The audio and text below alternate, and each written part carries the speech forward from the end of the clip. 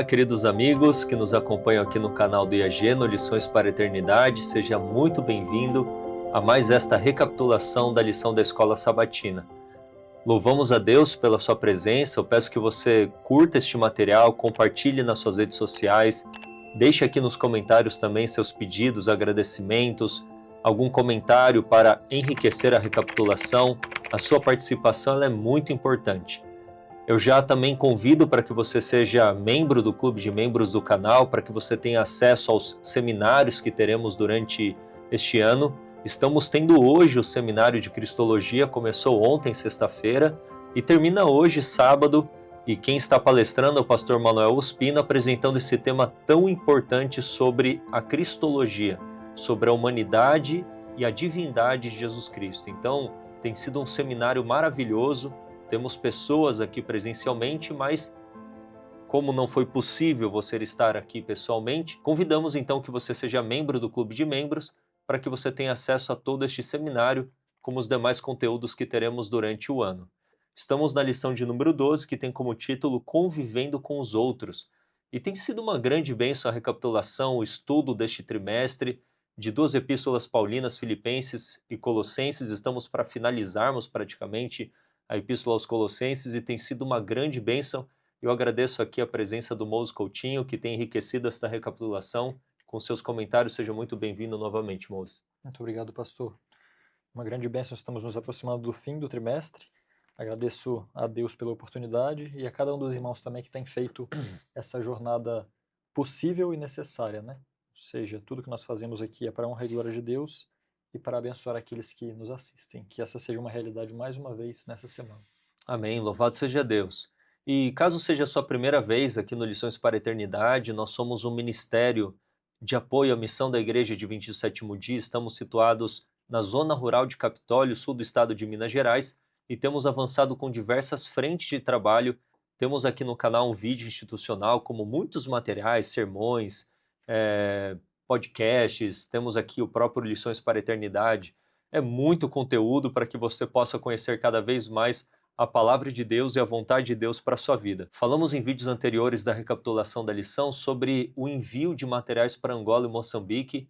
Graças a Deus esses materiais conseguiram ser enviados, estão a caminho desses países, e pedimos que vocês orem e apoiem também com os recursos de vocês todo o trabalho que fazemos aqui no Brasil, em diversas localidades. Já entregamos materiais, mais de 1,5 milhão do livro A Grande Controvérsia entregue e distribuído, então é uma grande bênção, e estamos realizando este trabalho em todo o Brasil e também em alguns países do mundo. Então, continue em oração por nós, apoie este trabalho. Se você quiser conhecer um pouco mais, se sinta convidado para estar aqui conosco em algum seminário, em algum congresso, e conhecer de perto, pessoalmente, o trabalho que aqui realizamos. Que Deus abençoe a sua vida, e aqueles que já são nossos apoiadores, louvado seja Deus pela sua vida também. Muito obrigado, nosso muito obrigado mesmo por todo esse apoio. É o que nos faz também, porque é o chamado de Deus primeiramente, mas é o que nos faz também continuarmos avançando com a pregação do Evangelho. Amém.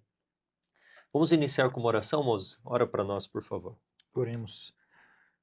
Nosso Senhor, nós agradecemos a Ti porque a Sua palavra será aberta mais uma vez, e nós rogamos que o Senhor fale, pois, se dependermos do instrumento humano, certamente não haverá nada para ser apresentado.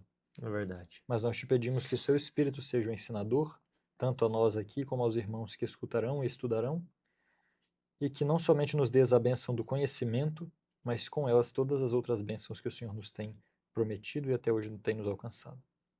Em especial, pedimos que pelos inscritos que aqui estão neste canal e estão assistindo esse vídeo, que o Senhor possa abençoar cada um deles grandemente. O Senhor conhece as necessidades que possam estar passando em suas vidas, e nós rogamos que pela sua misericórdia sejam supridas, e também por aqueles que são membros deste canal, que decidiram apoiar esta causa, que o Senhor também os recompense grandemente. Pedimos em nome de Jesus. Amém. Amém, Senhor, graças a Deus.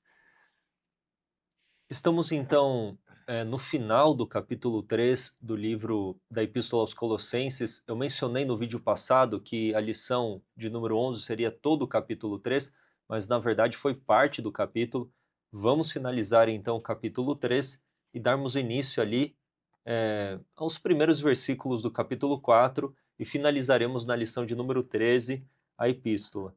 Essa lição desta semana está focando no aspecto relacional e o quão desafiador é quando nos relacionamos com as pessoas. É uma grande bênção, Deus criou os seres humanos de uma maneira que eles se relacionassem não apenas com a divindade, com Deus, mas entre também as próprias criaturas, entre a própria criação. E para existir neste contexto de pecado relacionamentos que sejam edificantes, saudáveis, alguns princípios bíblicos, alguns princípios divinos precisam ser observados. Então, sempre há desafio no trato humano, porque o ser humano, na verdade, irmãos, ele é um tanto quanto instável, imprevisível, oscilante nas suas emoções. Eu trabalho com gente há muitos anos, né? Trabalho como pastor há muito tempo, então eu sei o quão desafiador é trabalhar com pessoas. Não apenas no aspecto de trabalho, dentro de casa também, no matrimônio, em lidar com os filhos, em administrar amizades. Então, quando falamos de relacionamento humano, estamos falando de algo que é uma grande bênção, mas ao mesmo tempo é um grande desafio.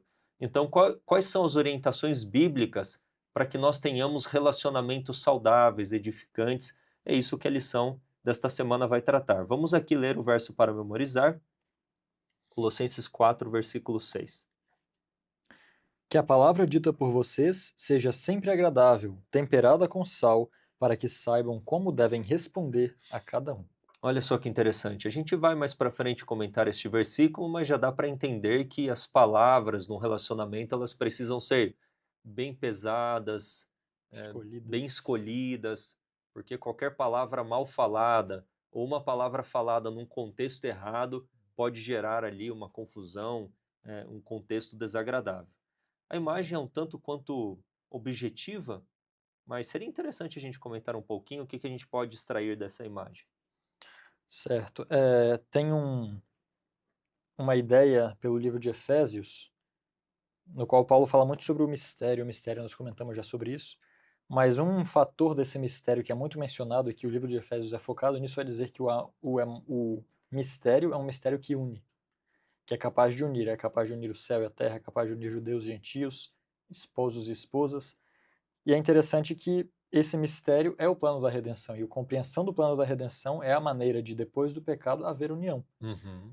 E o amor de Deus é o que manifestado, né, é capaz de unir. E aqui nós vemos justamente um grupo de pessoas unidas olhando para uma mesma direção, né? Uhum, Interessante. Nós vimos na lição passada que nós temos que fixar os olhos nas coisas do alto. Aqui eles estão fixando os olhos no amor, de alguma maneira. Tem um coração ali uhum. representado, né? E podemos entender que, contemplando o amor de Cristo, nós saberemos amar os nossos irmãos. E isso causa essa corrente de união, né, em volta do mesmo propósito, que é o Uhum. amor que foi mencionado ontem. O vínculo que une tudo. Exatamente, né? Então, o vínculo da perfeição, de Exato. fato, é o amor. No capítulo 3, Paulo fala isso, né? Eh, eu acho interessante também porque o coração tem uma relação com sentimentos, pensamentos, mas tem a ver também com o caráter. Então, para que nós estejamos unidos, tem que ter a manifestação do caráter de Deus, porque, como você disse, num contexto de pecado, o pecado ele rompe relacionamentos, relacionamento com Deus, com o próximo, com o semelhante.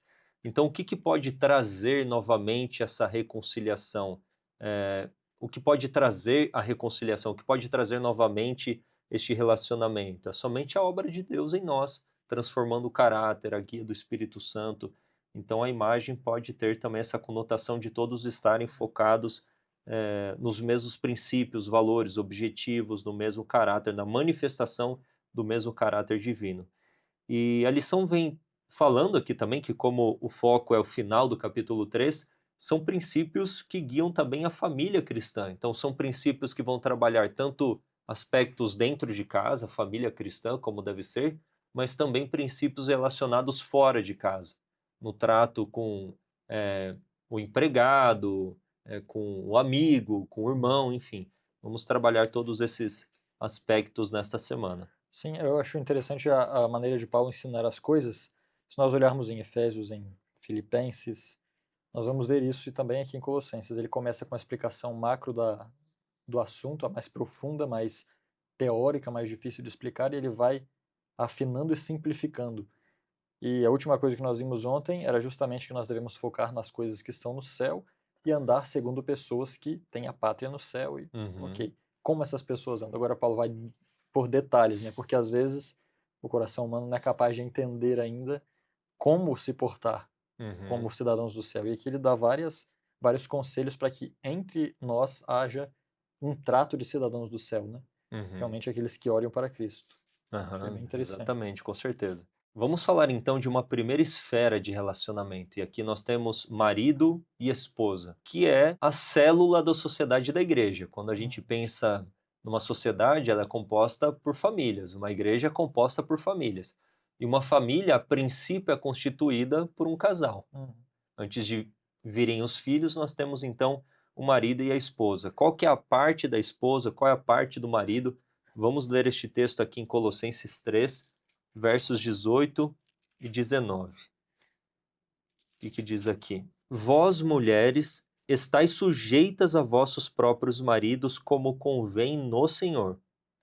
Vós, maridos, amai a vossas esposas e não vos irriteis contra elas. Vamos entender aí a sujeição da mulher para com o homem. E vamos entender o trato do homem para com a mulher. Ele Uhum. não se irritar, mas de que forma, também usando o texto lá de Efésios 5, de que forma o homem tem que tratar a mulher, que tipo de relacionamento cristão espiritual deve existir entre marido e mulher. Vamos falar sobre isso. Certo.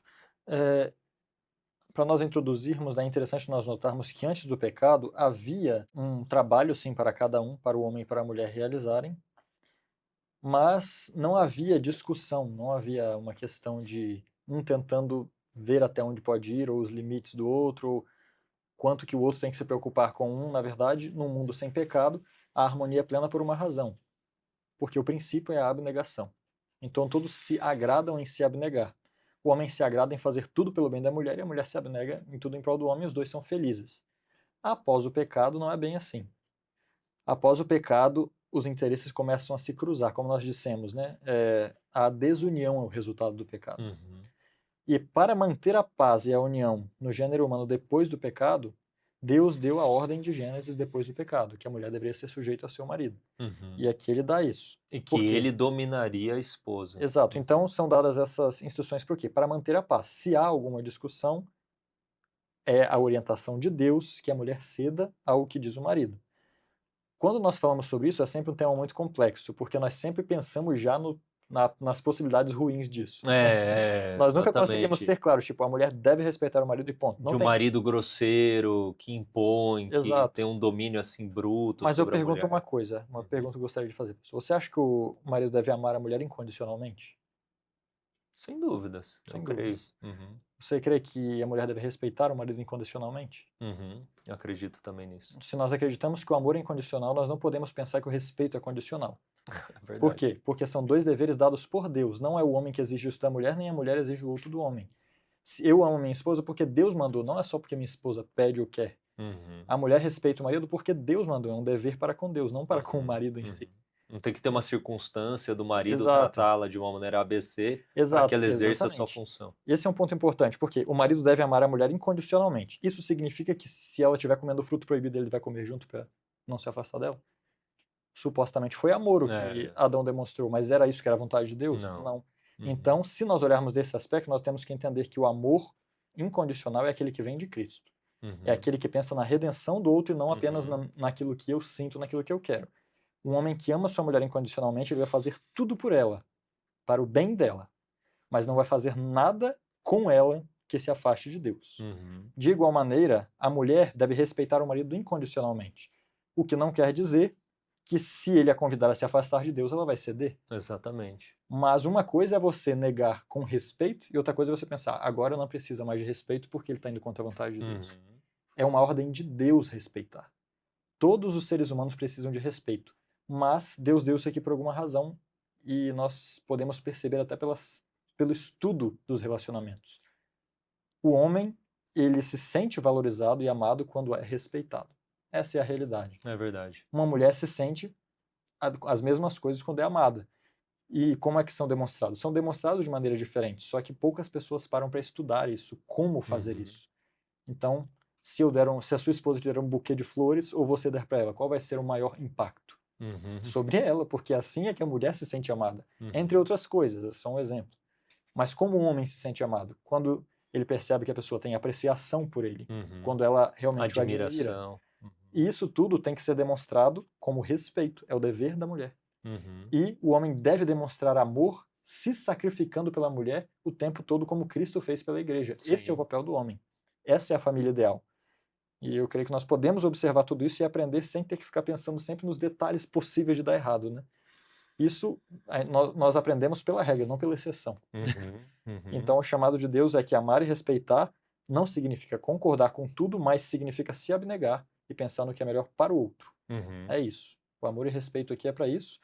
Amar e respeitar o cônjuge é um dever que Deus vai requerer individualmente.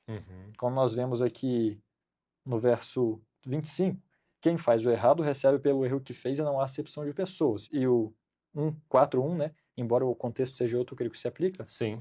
Senhores, a vossos servos fazei o que for de justiça, sabendo que também tendes o Senhor no céu. Eu diria que, não, acho que era o 25 mesmo, né? Embora cada um tenha um papel, o meu papel não depende do outro. Eu não devo respeitar... Condicionar, né? Eu não vou só respeitar meu marido quando ele faz o que eu quero ou eu falo o que eu quero ouvir. Eu não vou amar minha esposa só quando ela é uma pessoa que realmente nunca me irrita, nunca faz nada contra a minha vontade.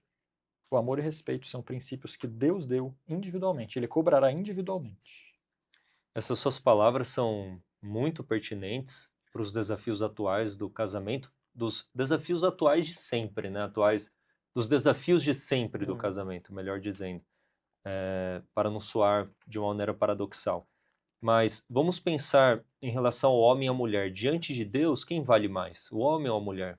O homem Ambos e a mulher. valem, exatamente, ambos valem a mesma coisa, né? São filhos de Deus, são criaturas criadas por Deus. Mas vamos pensar no aspecto funcional. A hierarquia que deve existir entre o homem e a mulher, ela não tem a ver com o ser, com o gênero em si, mas com o aspecto funcional.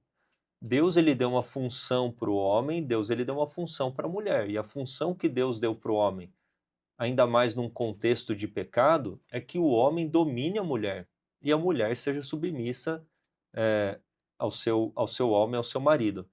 Mas pense, o homem tem que amar a esposa assim como Cristo amou a igreja. É um desafio tremendo para a parte do homem. Ou seja, como que Cristo amou a igreja? Ele amou servindo, ele amou suprindo as suas necessidades, ele amou se sacrificando por ela, ensinando-a, guiando-a, conduzindo-a. Então, de diversas formas Cristo amou. E Cristo pede que nós façamos o mesmo para com as nossas esposas. Agora eu quero perguntar para você, mulher que está nos acompanhando, que é casada. Você estaria disposta a se submeter a um marido que está disposto a dar a vida por você? Essa é a pergunta que tem que ser respondida. Toda mulher sincera, que de fato quer fazer a vontade de Deus, responderia com um grande sim, sem dúvidas. Mas isso não pode ser condicional, porque em muitos casamentos o marido ele não está revelando esse amor para com a sua esposa. Mas pode ser que ele revele e ela não revele a submissão que ela deveria revelar. E aí, ele vai deixar de amá-la? Então esse aspecto da condicionalidade, cada um tem que exercer a sua função independentemente do outro, porque é para com o Senhor. E um outro detalhe que eu acho importante é sobre o amor. O amor do homem para com a mulher não pode ser maior do amor dele para com Deus. Foi isso que Adão fez. Foi uma atitude de amor para com Eva? Você pode entender assim, ele quis participar da sorte que ele anteviu que ela teria. Da sorte no sentido das consequências da transgressão. E pensou, se ela perecer, eu vou perecer juntamente. É uma atitude apaixonada. Na verdade, apaixonada, é diferente da né? de Cristo, porque Cristo morreu para salvar. Adão morreu pensando, ela vai morrer, vou morrer junto. Ou seja, ele não buscou salvá-la. Ele estava apaixonado e falou, é como aquelas pessoas que morrem um ente querido, fala, eu vou junto, e vai entrar no caixão. É um apaixonado. Exatamente, Não é um porque amor. pensa, ele colocou o amor dele para com ela acima do amor dele para com Deus. Se ele tivesse amado mais a Deus, ele teria buscado a Deus e falado, Senhor, eu amo muito a minha esposa. O que eu faço agora nessa situação para ajudá-la? Então, o amor do homem para com a mulher não pode ser maior do amor dele para com Deus, porque é Deus quem o habilita a amar a mulher como Cristo amou a igreja. E assim a mulher para com Deus também. A lealdade da mulher para com o marido não pode ser maior da lealdade dela para com Deus, da submissão dela para com Deus. Então, se o marido pede para que ela faça algo que transgrida princípios, ela não pode ceder a isso. Isso daí não é como diz aqui, não é uma hierarquia rígida, uma submissão no aspecto um tanto quanto servil, em que você vai transgredir Não é, eu o diria, não é uma mandamento de submissão Deus. cega, Exatamente. na qual você não presta atenção nos resultados. Então o cristianismo ele é muito equilibrado e Deus ele é muito honesto nas suas exigências para conosco. Não é nada impossível de ser feito, mas vai exigir certamente da nossa parte esforço e vai ser o melhor. Se o casal viver essa dinâmica, será o melhor. Eu tenho certeza que muitos casais, pessoas que nos acompanham, eu procuro desfrutar isso no meu casamento, o Moses também, e eu percebo que quando a gente foge dessa orientação, traz o desequilíbrio, mas quando a gente vive essa orientação, há paz no lar. Há um amor mútuo, há uma cumplicidade mais profunda, a tudo aquilo que Deus o que ele quer que exista num casamento. Então, de fato, a gente tem que seguir as orientações da palavra de Deus e não relativizá-las como se fossem coisas ultrapassadas, machistas, de uma era patriarcal, e trazer para um contexto totalmente hoje libertino da Associado à coisa, né? mundanidade, Exatamente, porque é o exatamente. pensamento Ao mundano corrente, né? feminismo e O que eu diria é que cada mulher que quer fazer a vontade de Deus realmente e, assim, percebe que tem necessidade de saber qual é, que busque com oração descobrir realmente. Por quê? Porque Satanás tem atacado muito a mulher nesses últimos dias com esse sentimento. Aham. O sentimento de independência e De superioridade. empoderamento. Empoderamento. Uhum. O que isso faz? Pode ter dois fatores, ou esse ou o outro. Um deles vai ser realmente o que eu diria que é mais raro, que é a submissão cega a absolutamente tudo que o homem fala. Certo? Uhum. Isso eu vejo assim, que é algo mais raro. Uhum. Mas eu já vi acontecendo isso aí. Acontece, Aham. exatamente, nós sabemos. Mas o que você acha que acontece mais? Mulheres que batem de frente ou mulheres que cedem Com a tudo? certeza, mulheres que batem de frente. Pois é, e eu creio que o problema é que as mulheres têm que encontrar a maneira como ir contra o mundo, mas não com isso não ir contra a lei de Deus nesse aspecto. Uhum. Porque Satanás vai mostrar muitas maneiras. Então, por exemplo, tem coisas que não são leis de Deus, leis assim no sentido, farás isso, farás, não farás. Mas são coisas que estão na mente da mulher já que devem ser feitas daquela maneira. O marido quer outra coisa, ele não vai fazer prejuízo à mulher. Então vamos por um exemplo. A mulher se casou, escolheu se casar, já está unida pelo casamento. Agora ela vai se separar porque o marido não quer morar no campo. Eu já vi particularmente, eu já ouvi isso daí também. Eu particularmente entendo isso como uma loucura, Exato. Qual o uma princípio? insanidade. Qual das duas coisas tem maior poder Uhum. de quebrar a lei de Deus? Uma separação Então, ou se manter ali na cidade por uma questão de submissão a esse mandamento aqui? uhum. Entende? São coisas, eu não estou dizendo que é o ideal, obviamente que o ideal é que todos nós tenhamos a mesma mentalidade quando nos casamos, mas não é assim. Uhum. Nem todos, né? Deus deu o caminho para que nós casemos da maneira correta, para que não passemos por isso, mas nem todos tivemos essa oportunidade. Ou após o casamento, depois de 10, 15 anos, vem o conhecimento de certas coisas e a assimilação por todos parte de assimilam um, juntos. exatamente. Mas aqui a lição fala, né? Quanto mais o marido e a esposa cooperarem e falarem o mesmo idioma e tiverem a reciprocidade, diálogo, cumplicidade e harmonia, mais feliz será o casamento e o lar. Amém. Então esse é o ponto, né? Buscar harmonia. E aqui eu achei interessante a lição também trazendo aspectos de discordância. O marido que é inteligente e sábio, ele sempre numa situação complexa da vida em que uma escolha tem que ser tomada, ele vai procurar o conselho da esposa, ele vai procurar escutar a esposa, porque ela tem outras percepções, como mulher mesmo, né, de enxergar coisas que o marido, que o homem não está enxergando e Só o fato de vice-versa. ser outra pessoa já é um fator. Exatamente, ainda de outro gênero, né, Exato, muitos potencializa esse aspectos. aspecto. Então vamos supor que daí o casal ora e eles não sabem o que vão fazer. o marido tem que desempenhar o papel do sacerdócio. Ele é o sacerdote que vai até Deus. Não estou falando que a mulher não vai e que ambos não devam ir juntos, mas numa situação o homem vai e ele tem que encontrar em oração, na palavra, na guia de Deus, a decisão a ser tomada. E se a mulher reconhece aquele homem como homem de Deus, que supra suas necessidades, que a ama, e ele chegar e falar, amor, vamos seguir essa direção. Aí que vem o aspecto da submissão, e não de murmurar, não de durante a decisão que foi tomada, acontecendo algum problema, a mulher, eu falei que era... O homem, na verdade, Entendeu? o chamado dele Então, é assumir as consequências. Se exatamente. uma E a dessas mulher consequências... suportar juntamente com Exato. ele. Se uma dessas consequências for a mulher murmurando, isso vai estar, a mulher vai estar realmente fazendo o papel do inimigo ali, trazendo Exato. consequências que não são, porque o papel dela é justamente que apoie o marido nessas decisões, apoie ele na decisão na hora de tomá-la e depois de tomada também. Sim. Ele deve receber o primeiro impacto, mas ela vai estar lhe apoiando. E pode ser que Deus tenha impressionado a tomar aquela decisão para ser um caminho desafiador para trabalhar aspectos na vida conjugal. E nem sempre uma decisão sempre será um mar de Perfeita. rosas, perfeita, tudo deu certo. Às vezes virão as complexidades e a mulher tem que entender que oraram, conversaram, buscaram a Deus e foi o caminho que eles tomaram diante de Deus humildes e Deus como pai os conduzindo como filhos. Então tem que ter esse aspecto, Deus está nos conduzindo, ele é um homem de Deus, ela é uma mulher de Deus, estamos querendo fazer a vontade de Deus. E tudo isso traz paz, é Deus que traz harmonia para o lar. É Deus que faz com que o homem desempenhe sua função e a mulher também. Amém.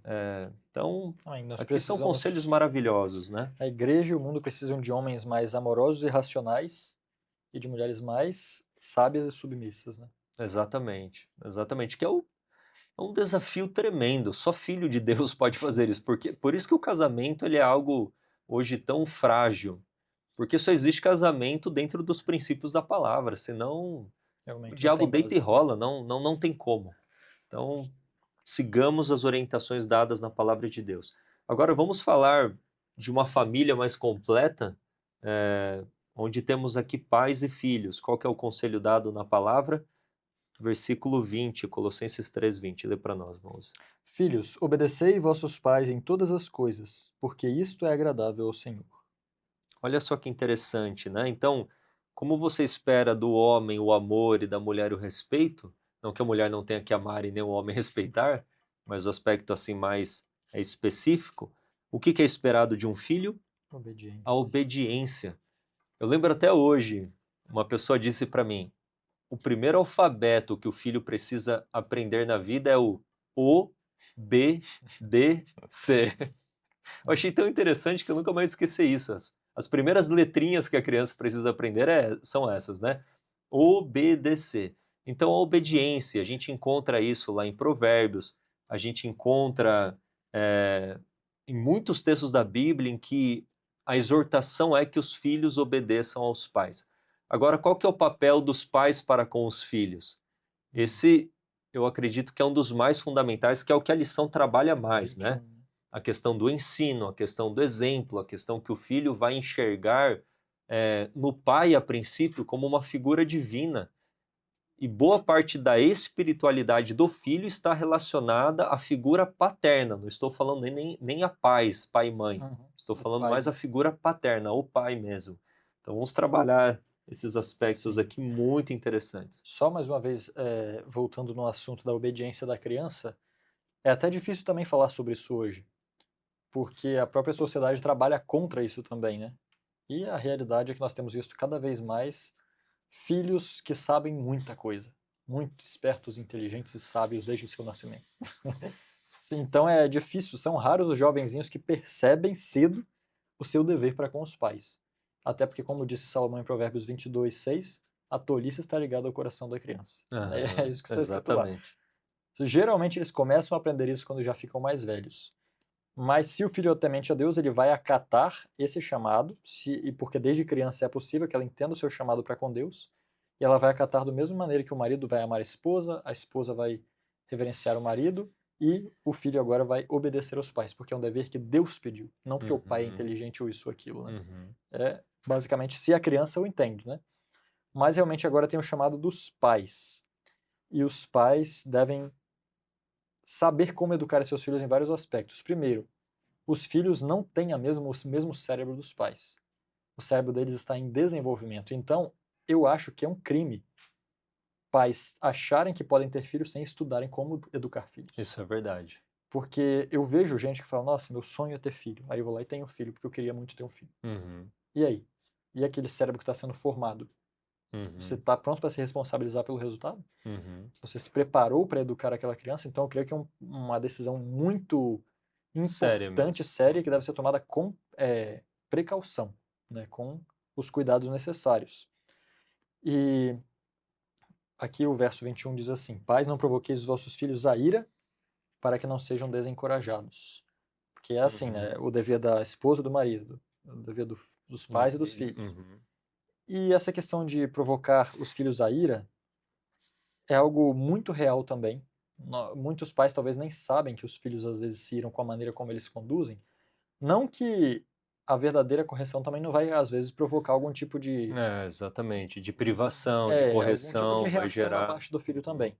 Mas aquilo o pai tem que saber mostrar ao filho de alguma maneira, pedir a Deus sabedoria para fazê-lo durante a sua educação, para que no fim, mesmo após passar pela turbulência, o filho entenda qual era a razão, né, dos pais fazerem aquilo e mais, mesmo que não entenda a razão, ele perceba amor. Esse que é o ponto. Porque uhum. antes de você Sim, sim, sim, só não, para manda. concluir o Uhum, pensamento, pode falar. muitos pais exercem um controle ditatorial sobre os filhos. Então eles não deixam os filhos tomarem nenhum tipo de decisão. Uhum. Os filhos podem criar ira com isso com os pais, e depois eles se afastam dos pais e da igreja, porque como o Isso é senhor falou, verdade. pais Uhum, e igreja são os símbolos ali. A espiritualidade nasce na família. Se a família mostrou deficiência nesse aspecto, uhum, Deus não é ditatorial. Se Deus fosse ditatorial, todos nós estaríamos ou como robôs ou já mortos.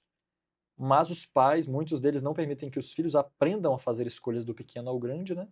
E os filhos criam uma ira e saem de casa para nunca mais voltar. Agora, outro problema, e aqui eu creio que é até às vezes mais prejudicial, é quando os pais são assim, eles não ligam para nada que os filhos fazem. Os filhos fazem tudo o que querem, o tempo todo, desrespeitam, e os pais não fazem nada, até que os pais se iram. Porque eles vão acumulando raiva dentro de si, uhum, e em vez de pensar como disciplinar o seu filho, eles esperam até o momento que eles mesmos explodem. uhum, E aí eles ensinam os filhos a serem inconstantes e explosivos também. uhum. E isso também são coisas que deveriam nos fazer pensar muito como educar nossos filhos. Isso é verdade mesmo. Eu tenho 3 filhos. Eu estudei e eu falo um pouco porque, por mais que você estude muito como educar o filho, como que funciona o processo educacional, é uma coisa que você só vai saber tendo mesmo. É uma experiência que você adquire na prática. É importante a teoria, o que fazer, o que não fazer, mas uma boa parte do educar o filho está relacionada a se educar. Hum.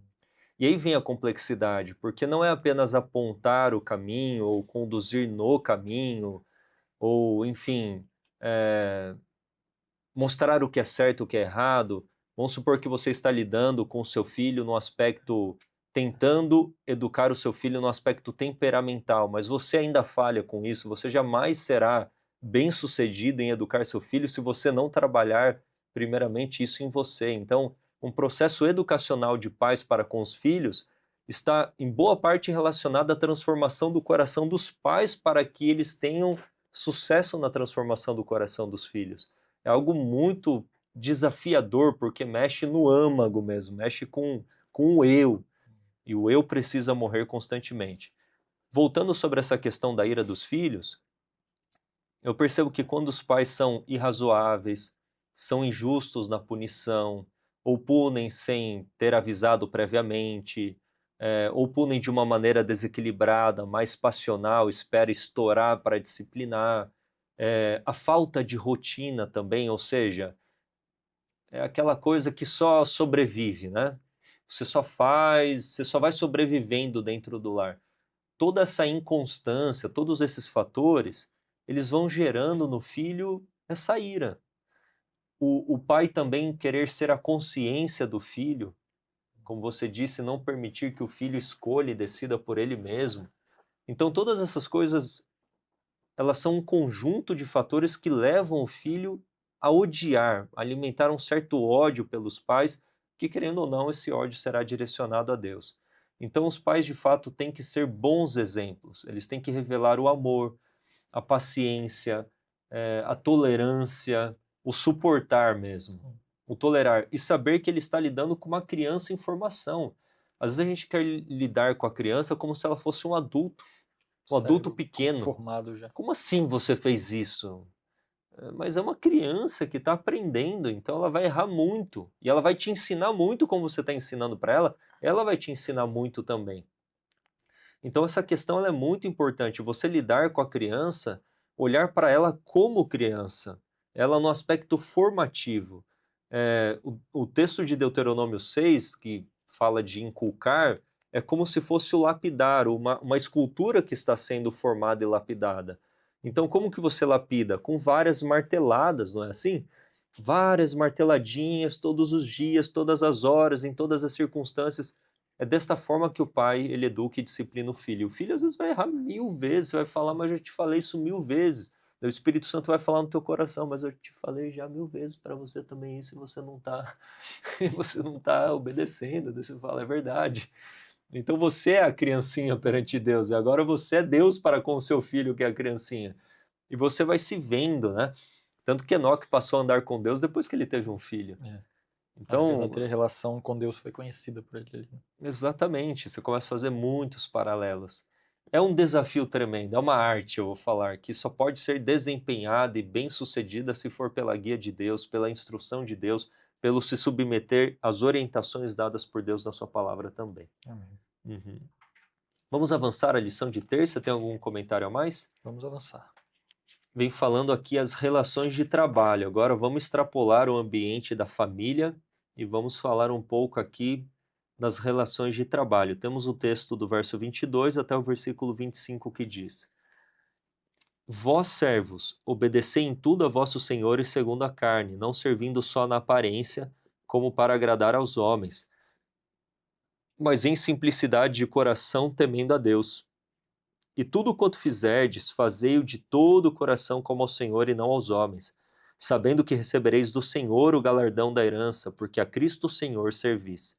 Mas quem fizer agravo, receberá o agravo que fizer, pois não há acepção de pessoas. Então, diante de Deus, por mais que ele dê orientações sobre o Senhor e o servo, não há acepção de pessoas.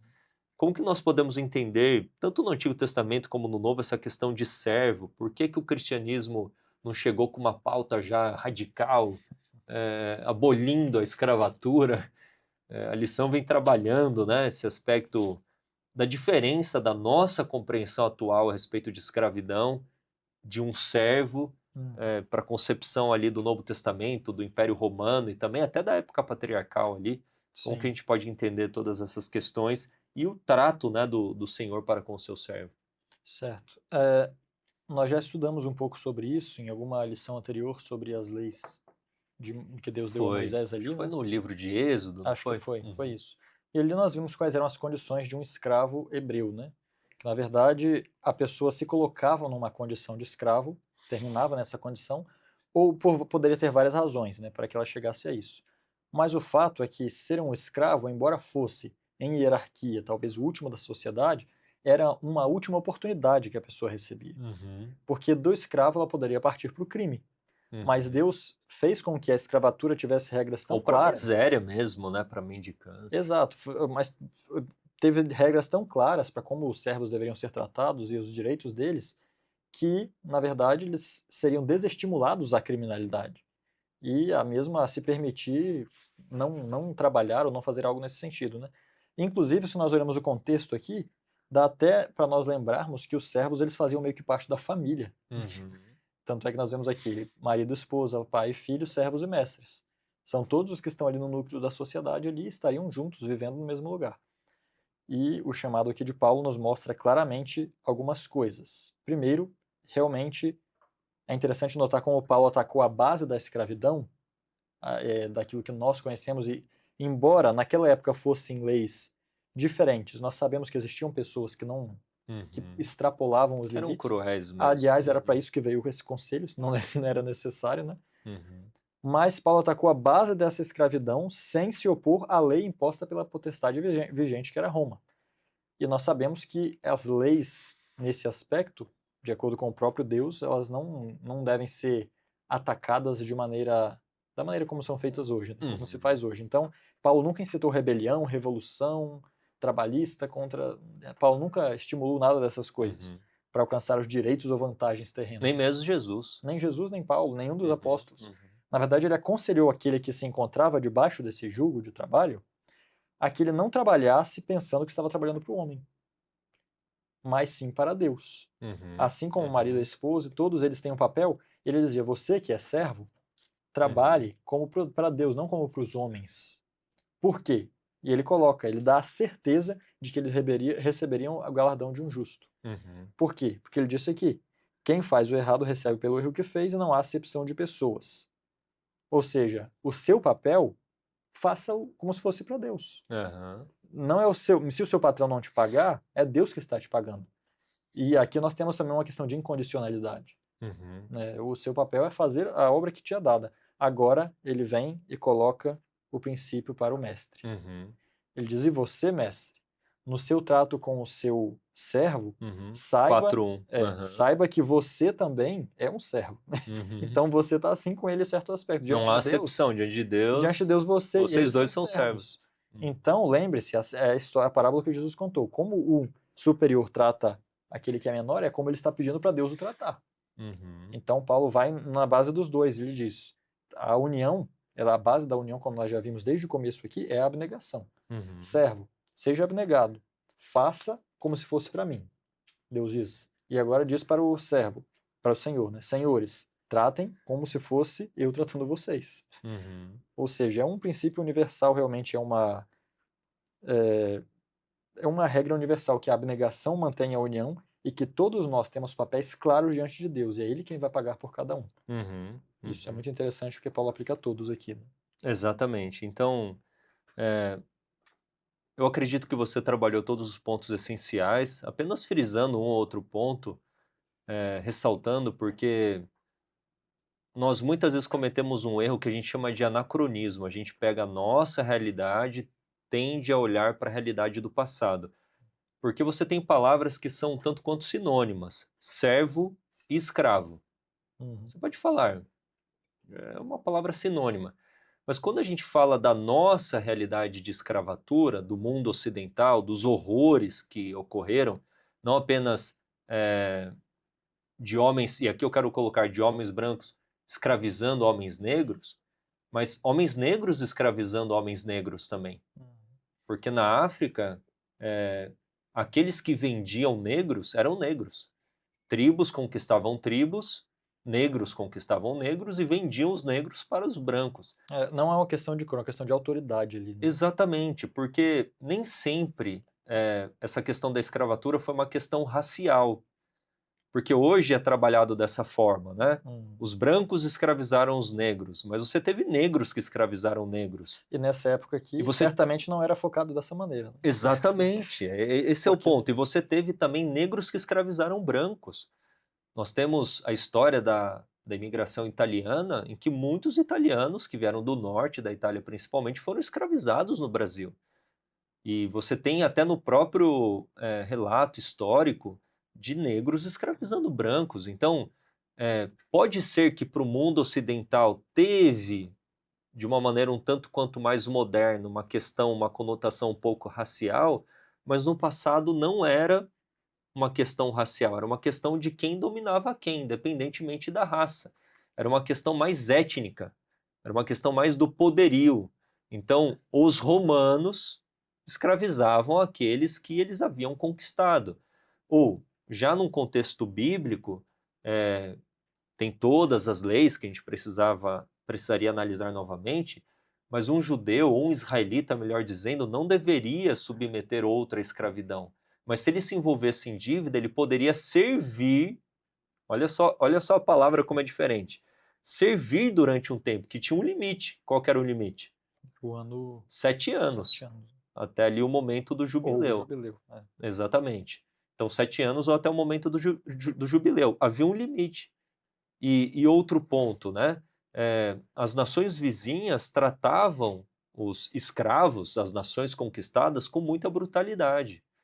E você vê aspectos bíblicos da lei mosaica em que, olha, não bata, não exceda, ou seja, trate com respeito, com amor, Sim. até o momento em que o escravo poderia fazer parte do próprio povo, ou até herdar a herança do seu senhor. Que tipo de escravidão é essa? Então, existem aspectos muito diferentes. A escravidão, até na época do Império Romano, a lição trabalha isso, aspectos históricos também, diferem muito daquilo que a gente entende hoje como escravidão no mundo ocidental. Então, esse tipo de anacronismo, ele é muito cometido. E a Bíblia acaba sendo vista de uma maneira, num prisma que foge. Tanto que você pega aqui o Colossenses 4, Paulo fala de Onésimo. E Onésimo era aquele escravo fugitivo de Filemon, que se converte pela pregação de Paulo, se torna muito útil para Paulo. Onésimo significa útil, né? E depois Paulo fala para Onésimo voltar para Filemon, escreve uma carta para Filemon e fala: olha, receba-o como seu irmão. Mas haveria ainda o aspecto de senhor e servo. Onésimo era servo de Filemon, mas de que forma esse relacionamento seria agora Gerido, né? gerido, exatamente, aconteceria, né? Um escravo lesou e fugiu. O que que você espera da maneira como o senhor vai tratá-lo, né? Com Vai, crueldade até com morte. ou fazendo pagar a pena, mas Aham. Paulo diz, perdoa ele, eu vou pagar tudo que ele deve, Aham, recebe como irmão, mas ele também disse, agora ele é muito mais útil para você. aham, porque ele Então, é um ou seja, irmão agora ele se seu, né? converteu, ele vai seguir esse conselho aqui, de Aham, trabalhar como ao Senhor. Então ele não vai mais fugir, não vai mais te roubar, ele vai ser honesto, um servo excelente. Então, é interessante isso, né? A, a escravidão realmente naquela época não tem nada a ver com aquilo que é hoje, nada. exatamente. No dia de hoje, a palavra já ganhou uma conotação negra. Uhum, exato. Negra em certo aspecto. Por quê? Negativa, né? Negativa.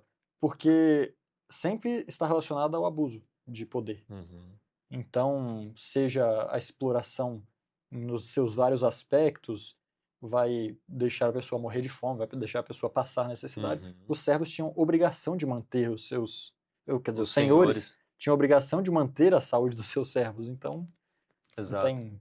Então é melhor uma tradução em que aparece servo do que escravo, porque para nós, e aí vem a complexidade da tradução, né? Porque palavras têm conotações. Se você traduz aqui escravo, a sua leitura de escravidão é do que você conhece da realidade, do que você aprendeu na história, e você já olha para o passado e fala: "Uau, como assim?".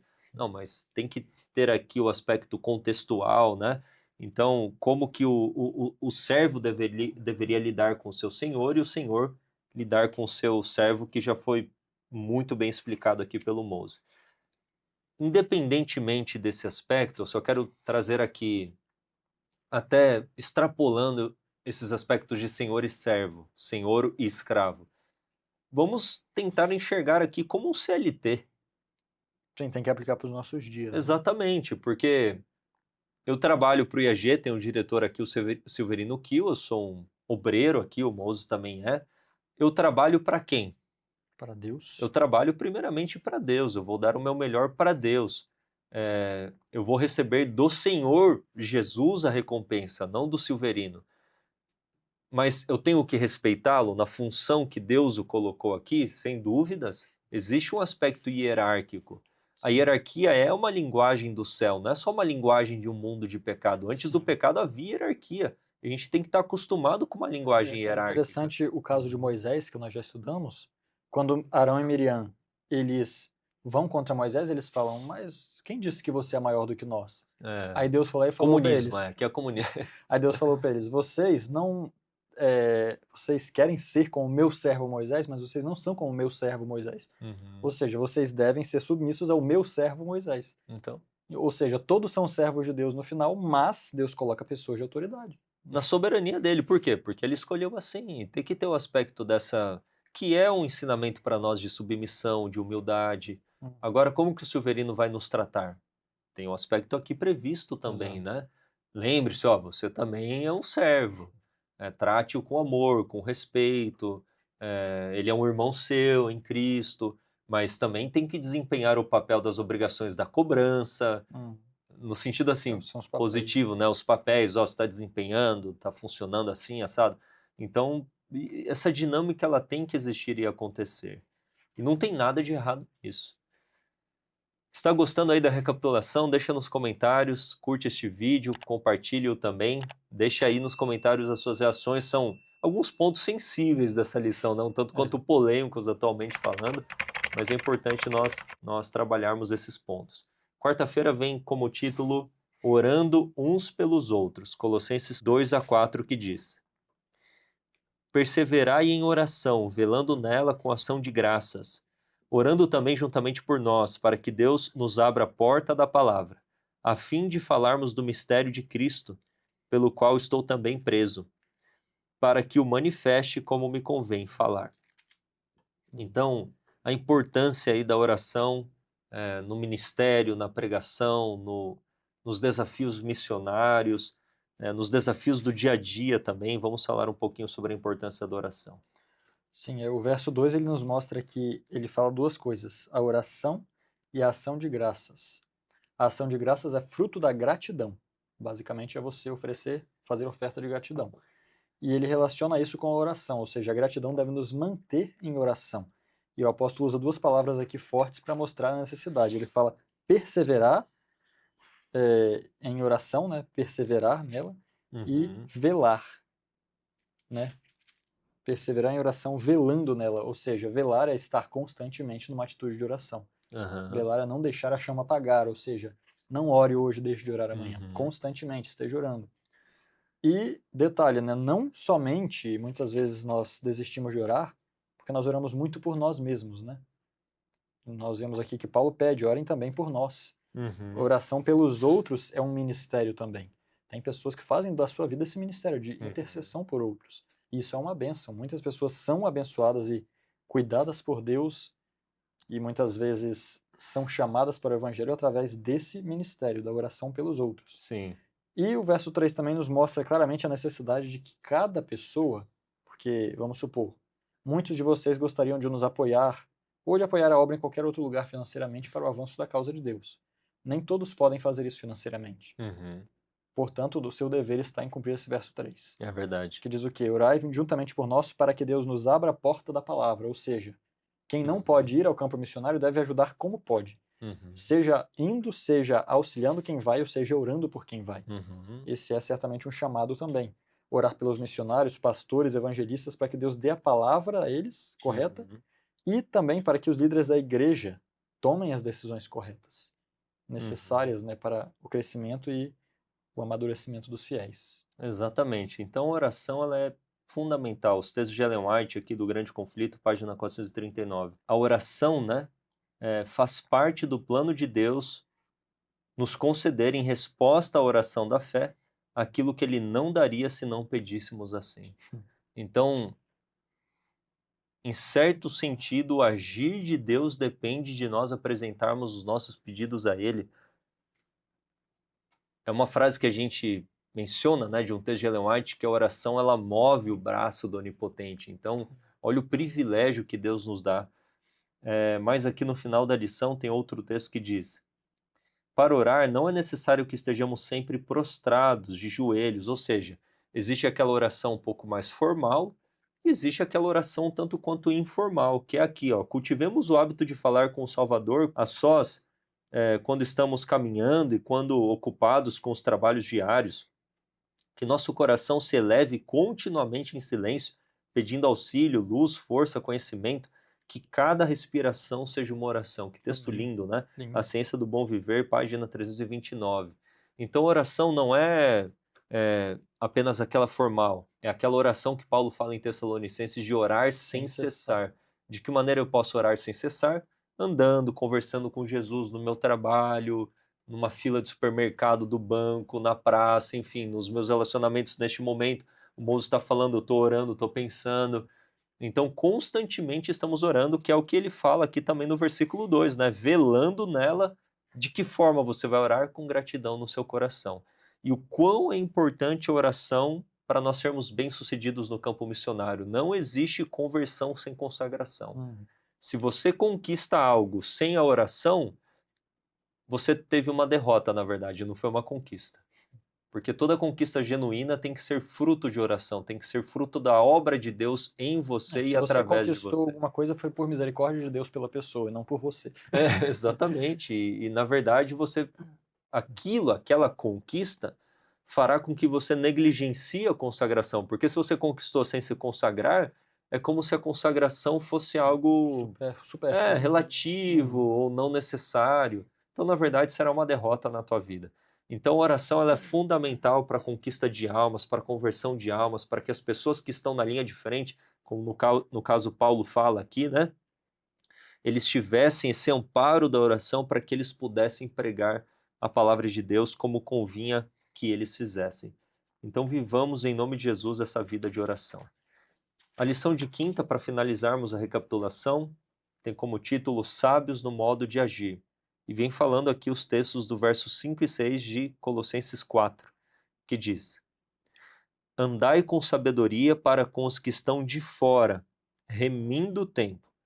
A vossa palavra seja sempre agradável, temperada com sal, para que saibais como vos convém responder a cada um. Então, como que nós podemos agir com os de fora, nos tratos diversos da vida que temos, né? O que significa remir o tempo aqui no versículo 5 e o que significa as palavras, né? Estarem temperadas com sal aí. O que a gente pode entender sobre isso? Sim, interessante que ele fala, andai com sabedoria para com os que são de fora, remindo o tempo. Ele relaciona as duas ideias. Como nós devemos andar pensando nos de fora e remir o tempo ao mesmo tempo. É importante nós pensarmos o seguinte: cada chance, cada oportunidade, cada minuto de contato que nós temos com alguém pode ser o último. Nós não sabemos o que pode acontecer. Nós não conhecemos os próximos minutos daqui para frente. Nós só conhecemos o presente e o passado. Aham. Então, remir o tempo é usar da melhor maneira o tempo que resta. Exatamente, eu faço essa Significa isso. leitura. Uhum. Portanto, se nós temos contato com alguém, e especialmente alguém que é de fora, por que alguém que é de fora? Porque quem está dentro conhece a palavra, quem está dentro sabe a vontade de Deus e já possui a ajuda do Espírito ali para andar nesse caminho. Quem está de fora, muitas vezes mal conhece a existência de Cristo e a existência de todo o plano da salvação e de como Deus quer operar na sua vida as mudanças necessárias. Uhum. Agora, se nós olhamos para isso, vemos essa necessidade e vemos a urgência de que pode ser que essa pessoa a qualquer momento não esteja mais conosco, cada minuto será muito bem aproveitado. Uhum. Nós vamos literalmente andar com cuidado com os que estão de fora, remindo o tempo, né? Usando a oportunidade que nos é dada. E outro detalhe, Então a gente pode entender o remir o tempo como administrar corretamente o tempo no trato com as pessoas. Tipo assim, aproveite. isso, Use, aproveitar use cada da melhor oportunidade. maneira possível o tempo que você tem ali no diálogo com a Exato, porque pessoa. às vezes nós nos encontramos com pessoas que não conhecem a Deus ou o Evangelho e Uhum. nós gastamos tanto tempo falando sobre coisas É, desnecessárias, supérfluas do não mundo. edificantes, inúteis. Às vezes nós deixamos nos influenciar e não se tornar influenciadores. Né? Exatamente. Esse aqui eu diria que é o chamado. Cada minuto que nós temos serve para sermos luz para aquela pessoa, para Uhum. aquele que está de Amém, fora. amém. E, além disso, o verso 6 diz, né? A vossa palavra seja sempre com graça, temperada com sal. É até interessante, né? Porque nossas palavras, elas jogam um papel muito grande nessa obra que nós falamos aqui agora, Uhum. anteriormente. Nós não podemos permitir que a língua carnal ande solta por aí. Pelo contrário. Fazendo uma obra destruidora, como o Tiago fala. Que ela tem a sabedoria celeste que vai guiar a alma para Jesus. Inclusive, olha só o texto que está aqui. Verso 4, 6. É um comentário da Bíblia Legado, ok? Uhum. Está em materiais de 1888. Aqui está falando não somente do aspecto de como lidar com os de fora, mas como lidar com as nossas palavras todo o No tempo. geral. Uhum. Devemos nos educar para falar de tal modo que não tenhamos razão de ser envergonhados por nossas palavras no juízo. Devemos buscar que nossas ações sejam de tal caráter que não nos envergonhemos de ter o Salvador contemplando-as. Então, se você quer saber se suas palavras estão sendo temperadas com sal, primeiro ponto. Vigie e pense, será que se no juízo essas palavras passassem, eu seria aprovado por essas palavras que eu estou falando? A palavra ela tem que trazer graça. Todas as palavras que são para negatividade, todas as palavras que são para incredulidade, todas as palavras que afastam a alma da pessoa de Cristo, ou que afastam as outras pessoas do conhecimento de Cristo, são palavras insossas. Uhum. Jesus disse que nós somos o sal da terra. Uhum. E as nossas palavras têm que refletir isso também, né? Uhum. Algumas pessoas desculpam o seu modo grosseiro de falar, ou a sua maneira impetuosa, ou assim, da seguinte maneira, olha só o que ela diz.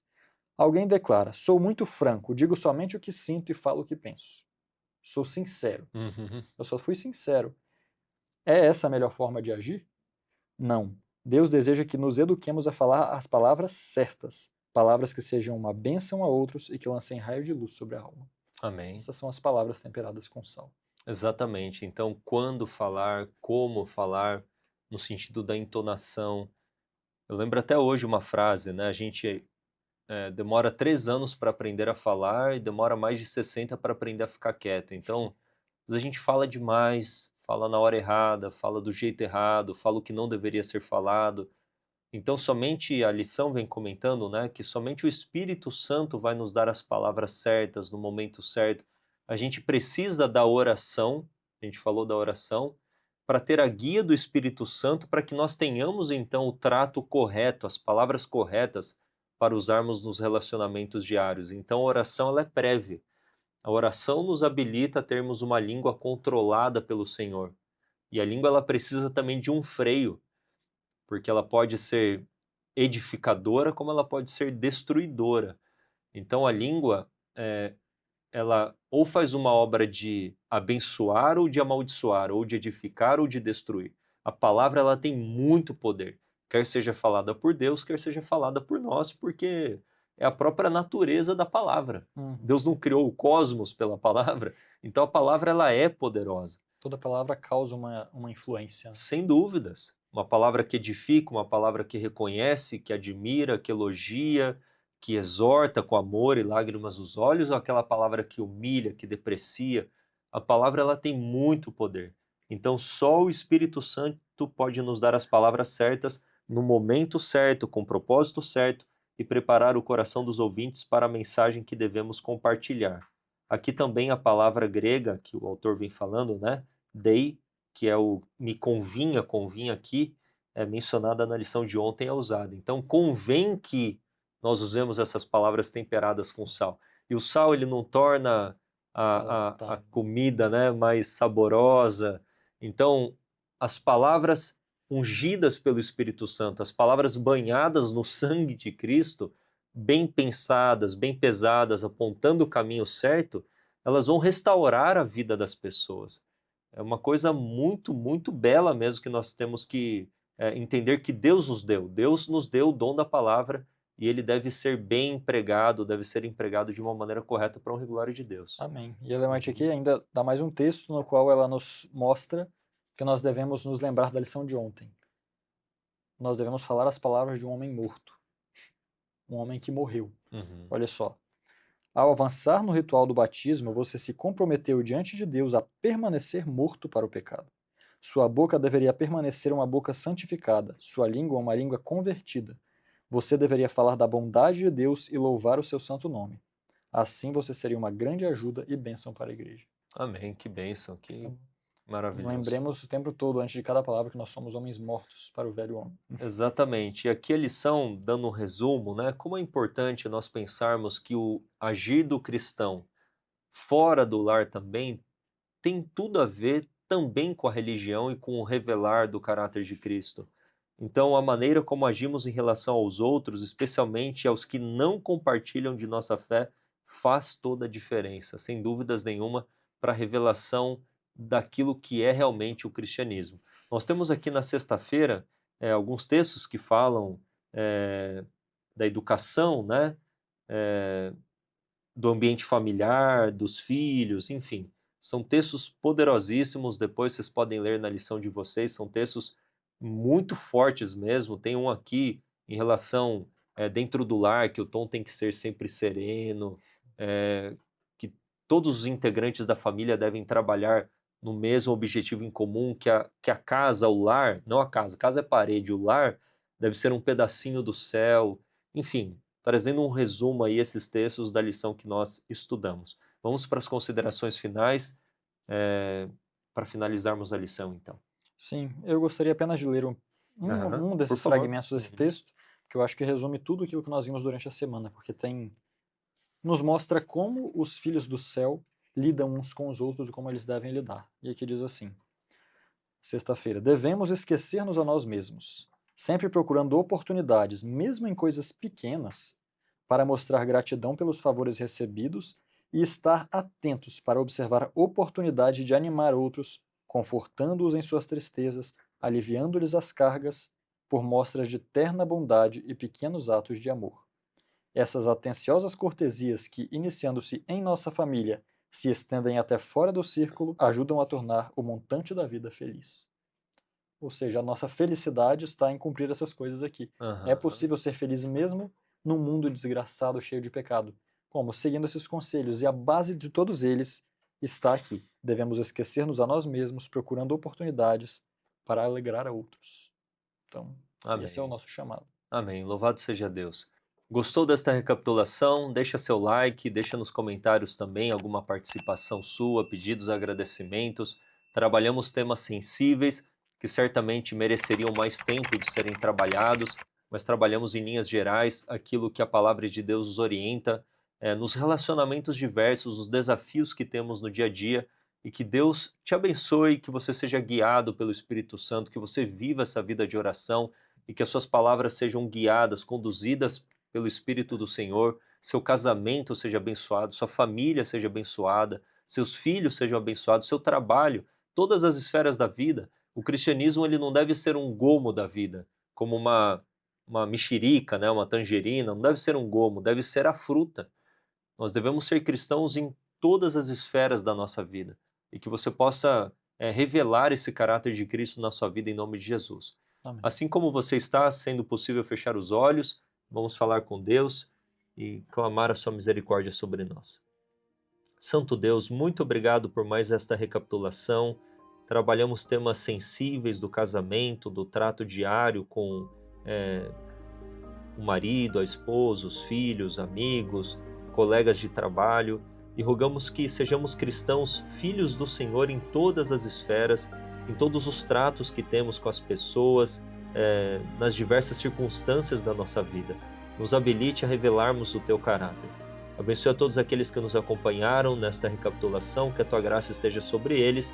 Obrigado por tudo que tu és e tens feito, é o que pedimos e oramos em nome de Jesus. Amém, Senhor. Graças a Deus.